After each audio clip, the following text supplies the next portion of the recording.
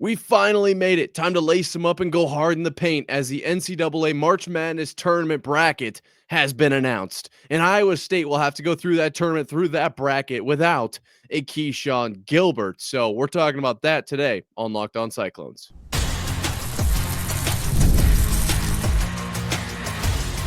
You are Locked On Cyclones, your daily podcast on the Iowa State Cyclones, part of the Locked On Podcast Network. Your team every day.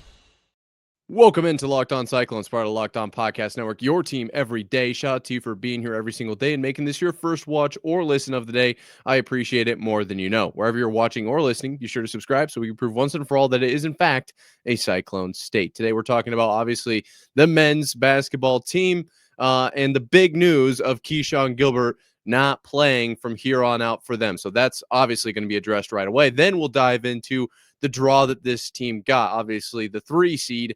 But what does the immediate matchups look like? What do those look like? And what does the region look like as a whole, as this team, I think, can and will hope to make a deep run into this tournament? I can't wait to get all that and get to all of that and more. But before we do, obviously today's episode is brought to you by FanDuel. Right now, new customers can get $200 in bonus bets when your first $5 bet wins. Okay, so I'm not gonna lie, this kind of caught me off guard, based on all of the news that had kind of been around this, and it kind of felt like a kick in the shorts, which it just feels that way. I don't know.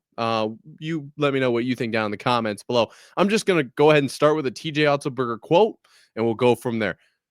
On Keshon Gilbert, quote, "We've decided that he needs to focus on his rehab and getting his body back right, so he won't be available as we move forward," Otzelberger said. Um, and then later in the interview, he was talking about they if he was going to travel or not, and he was like, "Yeah, this is here it is." Quote, "I'll kind of stick to the first statement. You know, Tamin will be ready to go, and with Gilbert, he's got to focus on getting back healthy and getting back to being him." Quote. So a couple things to draw from that. I did not think that this was going to be what we were doing here, to be completely honest. After kind of the last pressers that I'd seen from Keshon, it was like, hey, day by day, day by day. If I can go out there and play 30 minutes, I'm going to play 30 minutes. Whatever my body can do, I will do that for this team. And now he is, per Otzelberger, won't be available as we move forward. To me, sounds like done for the year. That's what it sounds like to me. Now, we'll get more into how will this affect the team in a little bit, like in a second here. But I do think that this was kind of the right play, and I wonder who made this call. Was it Keshon? Was it Otz? Was it the medical? Like, who made this decision? Because for the rest of the year, essentially, is kind of a big decision to make. Now, they did not say in here he will not return ever again. Do not even think about it.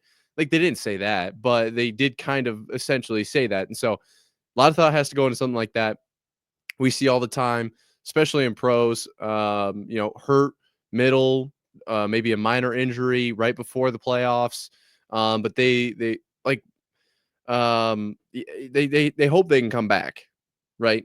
And so nothing about that in here makes me think that this was a very real decision. And if it was Otts, well, really, whoever made the decision, I think it's the right decision. If he's hurt, like, it is what it is. Okay. Injuries happen. That's going to be a part of the game. If it's Keshon, I don't love that he didn't leave the door open just from a PR standpoint. But I also kind of like that it was like, look, this is the deal. I'm done. This dude could be the next Kyrie Irving. So I'm going to heal up. I'm going to get rested up and get ready, probably for the NBA, basically, as opposed to kind of stringing on his teammates. And if it's Otzelberger, it's like, all right, look, we're not playing this game anymore. Nobody's guessing. Is Keshon going to play? Am I going to start? All of that extra noise is gone. We don't have to worry about that anymore. This is our group of guys now, and we're moving forward with that. Okay. And I like that approach from Otzelberger as well. And obviously, if the medical staff made the decision, well, they're the medical staff for a reason. That's literally what they would have said. Whatever they said, they probably would have said that. if that makes sense. So at the end of the day, I don't think that the decision is what is being called into question here. But I did want to say really quickly that I do think it kind of just being cut off is beneficial for this team. I do think that they will get something from that, even if it is just a super minor thing or a lack of something being there, right? The lack of uncertainty or him being out on the floor kind of halfway. Like, you don't have to worry about that anymore. It's just now it's us. And it doesn't even sound like he's traveling. So it's like literally out of sight, out of mind, not a distraction, completely locked in. And I do like that. Now, will it affect the team? Obviously, Keshon Gilbert, stud, dog, absolute player. We all know this. We all know and love the guy. Um, but I actually kind of wonder if they'll be okay without him. I do. Obviously, this will affect rotations and all of those sorts of things we talked about when Milan went out. But I mean, Keshon was the guy early in the season. It was unbelievable what he was doing, and I think without that being on the floor, now it's like, okay, we can kind of move away from that identity. We don't need to look towards that. Somebody else will step up.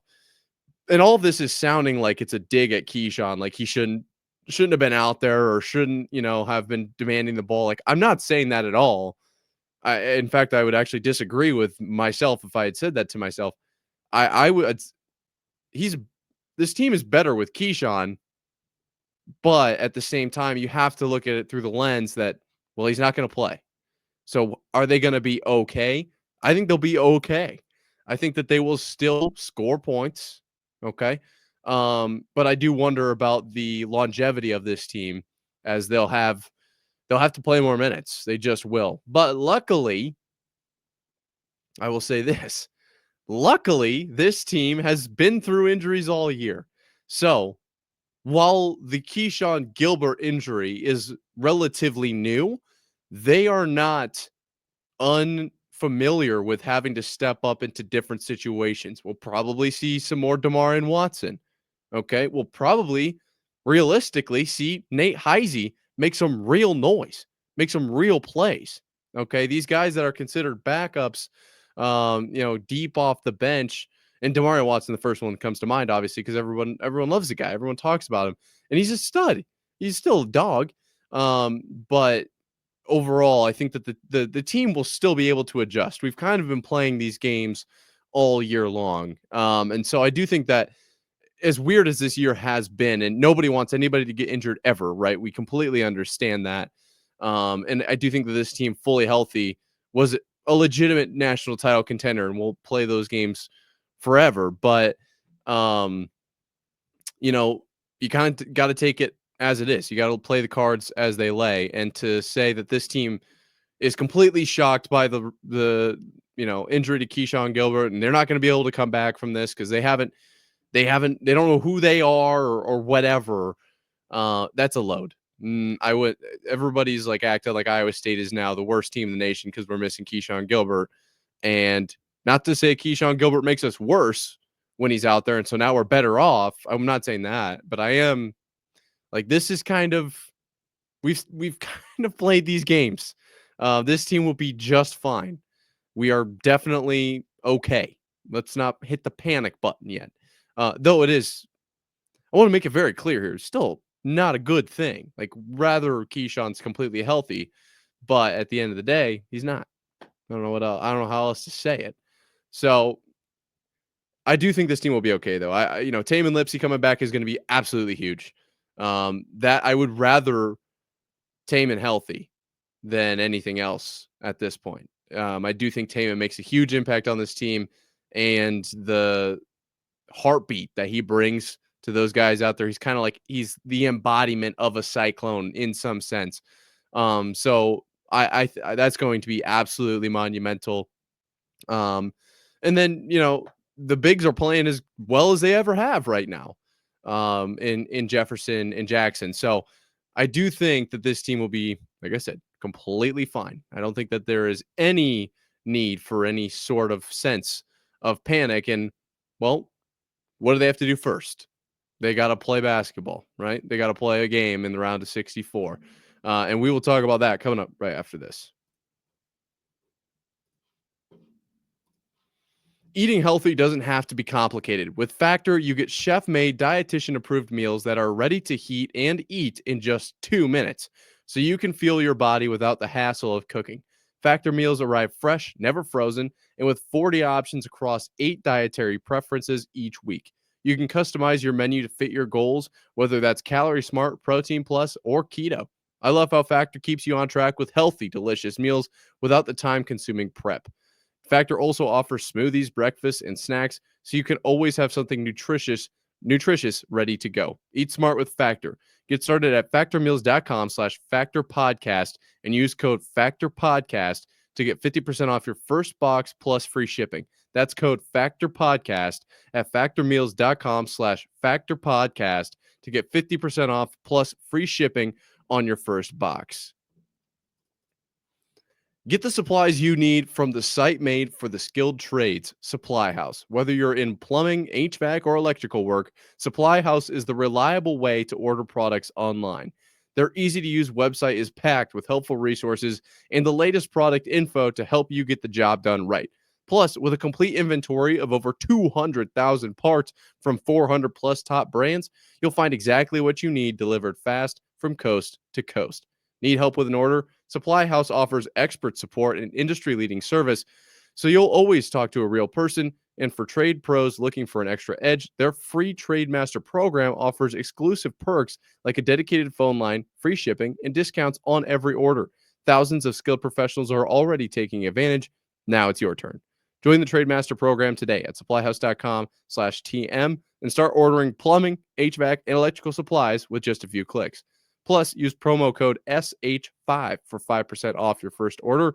That's supplyhouse.com. Now we are talking brackets, and I'm not even going to lie. I am so pumped up to finally have a real bracket to nitpick and to talk about at extensive lengths, more than I ever should, to people who really probably don't care. Outside of this, of course, because you're here with Locked On Cyclones, part of Locked On Podcast Network, your team every day, and we're all diehards here. So let's go ahead and dive right on into it. Iowa State gets the 3 seed in the South region of the NCAA tournament, March Madness tournament. I think this was a great poll for them. But really what we're going to be talking about right away in this segment is Iowa State versus their first opponent, Lipscomb. Okay. Now, I'm going to be completely honest with you. I have not watched the tape on Lipscomb. That will happen this week. We've got a lot of time to talk about it. Iowa State plays on Friday, which I didn't mention in the first segment, but I do think that helps with this team's kind of lingering injury type situation. So Lipscomb, probably one you haven't heard of. I know I haven't heard of it. A 3-14 matchup. And so I decided to go ahead, do some digging. Who is Lipscomb? Okay. Lipscomb, you want to take a guess at their mascot? I'll give you a couple seconds. They are the Bisons, okay? The Lipscomb Bisons out of the ASUN, okay? If you look that up, they are the Atlantic Sun Conference, okay? A lot of Sun conferences, it feels like, for some reason. And Lipscomb was pretty good this year. I'm not going to lie. They went 14-4 in the conference in the regular season, I guess, just general 25-9 overall. And they tied with North Alabama and the Lions for that 14-4 record. So I believe then that they got the conference tournament, or not the tournament, the regular season title, just by the way that they are listed on the top here. And so, hey, shout out to them for that. And then also they won the tournament. They won the ASUN tournament. So they were kind of back to doubles this year. There are some others out there as well. So I was taking a look at this bracket. It's one of those, it's interesting. They're reseeded. So they were the 1 seed. They faced Central Arkansas, the 10 seed. And then obviously upon moving on, they went on to face Queens, the 6 seed. The 6 seed, however, was kind of on the other side of the bracket. So they got reseeded, but they ended up playing North Alabama, the 2 seed, in the finals. Now, some other teams from this ASUN that you maybe know. Obviously, everybody knows Florida Gulf Coast and the Eagles. They came in third this year. Jacksonville Dolphins, Eastern Kentucky, Queens University, Austin, PA, North Florida, Stetson. I might as well read them all. Central Arkansas, West Georgia, and Bellarmine are the teams in the ASUN. So if you know any of those, kind of know what level of competition we're working with here. But nonetheless, this is obviously a dangerous team, and one that Iowa State needs to take very seriously. And there were some comments made about that. The first of which being that Momchilovich was like, "Hey, defense travels. This is we're gonna be okay." And there are obviously some stats floating around about Lipscomb. The one that stood out to me was they rank 14th nationally in fewest turnovers per game at 9.5. And we're gonna have all week to talk about this game. But my first thing is, if Iowa State can turn them over, feel like they're gonna get knocked off their bison a little bit. You know what I mean? And I think that will be a road to some greener pastures. I guess maybe that even plays into that analogy there.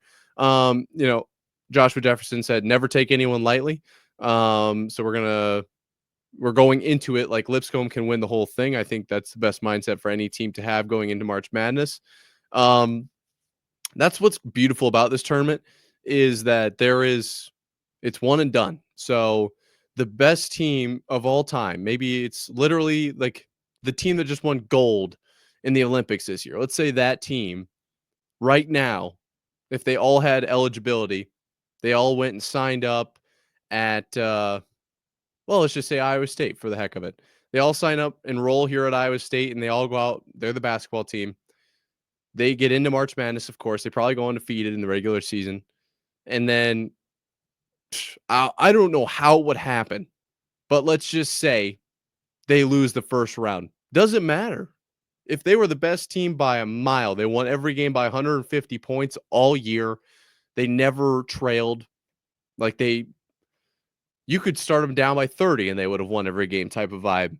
Ran away with the tournament, but then you get to the March Madness tournament. If you lose that game, you're done.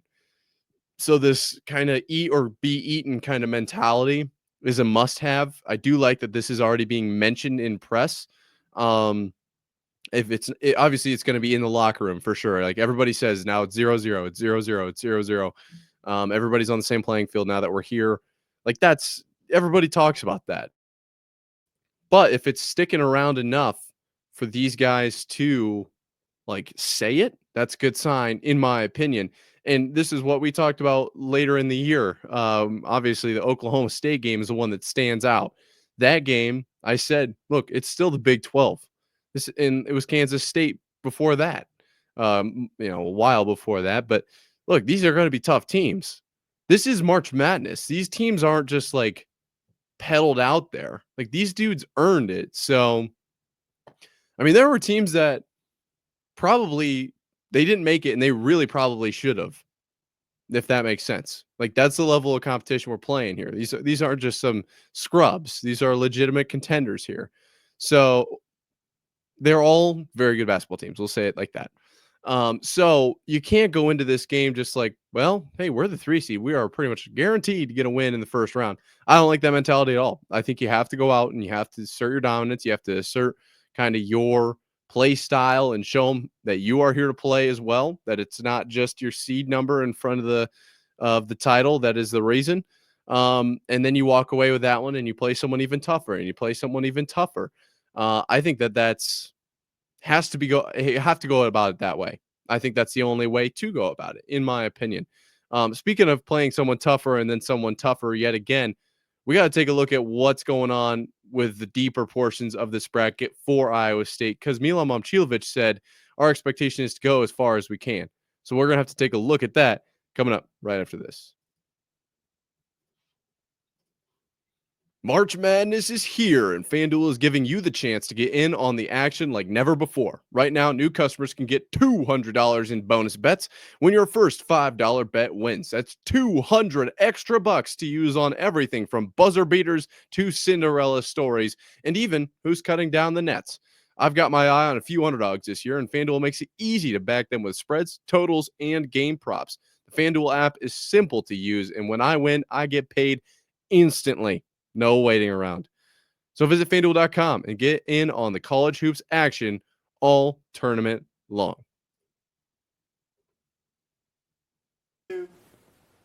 The NCAA tournament is here, and so is the bracket breakdown. Locked On Podcast Network and Amazon Fire TV channels are teaming up to deliver NCAA tournament coverage like never before. Watch studio shows featuring former players and Locked On's local experts as they guide you through every upset, buzzer beater, and bracket matchup. Stream it all for free on Amazon Fire TV channel. Search Bracket Breakdown to see it all for free. It's your team every day. Okay, your team every day. Shout out to the Amazon thing. That's really, really cool. I can't wait to get that fired up on my TV. I'm not even going to lie. That's really neat. So be sure to go check that out. Before you do that, though, obviously, we've got to finish this episode. You're here at Locked On Cyclones, part of Locked On Podcast Network, your team every day. And we got a bracket to talk about, folks. We are officially here. We're at the moment in time in which it's glorious. We've got a wonderful picture of a bracket right in front of me here, and it's like bringing tears to my eyes. It's like a little kid that gets handed the lollipop. They just get a little giddy, do a little tap dance type of deal. I'm excited. You're excited. Let's talk about it. Iowa State, I think, got the easiest of the four regions. I know it's crazy, but you got to remember, none of these regions are cakewalks. Okay, so let's talk about it. Auburn is the 1 seed in the South. Okay, and we'll kind of just walk through them here. I'm going to go matchup by matchup because I think it makes the most sense for my brain. So Auburn is the 1 seed in our South region. Iowa State's already played Auburn. Now, we will be down a Keshon Gilbert if we were to meet, but I don't think that's the end of the world. Like I said, if Iowa State gets hot, like, it's hard to stop a team that's hot. I just think it's that easy. Now, the next matchup, let's just say it like that. Louisville, Creighton, your 8 and 9 seeds there. Creighton kind of a live or die by the 3, and Louisville's a solid team, obviously at that 8 seed there. But at the end of the day, I am totally fine with them being in my region. This next one I do think is interesting, though. Michigan and UC San Diego, the 5 and 12 seed matchup there. I'm taking UC San Diego in this one. I think Michigan turns it over too much, and UC San Diego is known for turning their opponents over. I think Michigan's sloppy in ways, but they are obviously still good. They won the Big Ten, this year. Not the tournament. Jeez, the tournament they won, not the regular season. They did come in third in the regular season at 14-6, tied with Maryland and the Terrapins, and really, I can't believe the run that the Terrapins have been on as far as like just brutal losses. So that's neither here nor there, but I do think that that's a really interesting matchup, and I think one that UC San Diego can come away with. So maybe we're looking at a 12 seed moving on. Okay. Next up, you got Texas A&M and Yale. Obviously, TAMU, very good team, and so is Yale. But like I said, every team is good at this point in the year in this bracket, in this tournament. So that's going to be a part of it. I'll leave it at that. Next up, you got Ole Miss. Okay. Now we're kind of in our little mini quadrant, that being Iowa State. Ole Miss will be playing, I believe it's the winner of San Diego State and North Carolina. A lot of conversation around North Carolina deserving to be in. And I do think Iowa State can beat San Diego State. Just another point. Okay, just another point. So whoever wins that one will play Ole Miss. And I think Ole Miss is overrated. I don't know, I guess, where you stand on them, but I do know that I think that's a very, very beatable team. Then you've got Iowa State Lipscomb. We'll talk about that more later this week, but I've kind of talked about what they've done already. And obviously, if you're listening to Locked On Cyclones, you know what the Cyclones have done this year. If you haven't, the channel's full of it. Marquette, New Mexico. Marquette, what team that Iowa State has already beat. New Mexico, a very beatable team too. Now, this is where it is kind of tricky, is that Michigan State is also in this region, this quadrant. So that is actually, in my opinion, I don't want to say the toughest team, but they're a tough team to beat. And so Iowa State and Michigan State would match up in the Sweet 16. And that's one that Iowa State could lose. But in my opinion, first glance, I see Iowa State taking down Lipscomb. Okay, I don't think we've gone off the rails yet. Then, now who do they face? Ole Miss, North Carolina, or is it New Mexico? I literally just said it. San Diego State. I was thinking of the Marquette match. Who do they face out of those? I would imagine it's not going to be North Carolina. It might be Ole Miss. If that's the case, I think they move on. But let's just play that game for now because it's a 1 in 3 chance. Like who are they going to face? I think they beat all those teams.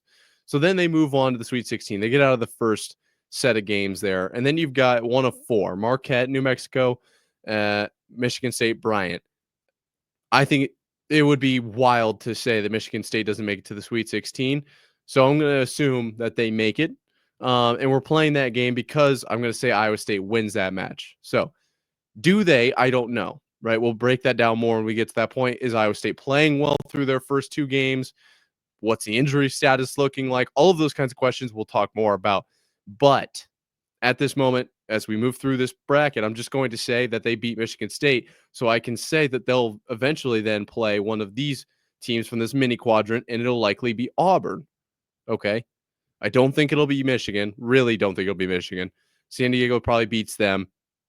Then you probably got TAMU, but I do think Yale can beat them as well. So you might have a 12-13 or a 12-4 matchup. Does it really matter who wins that one? Because Auburn's probably going to steamroll their way.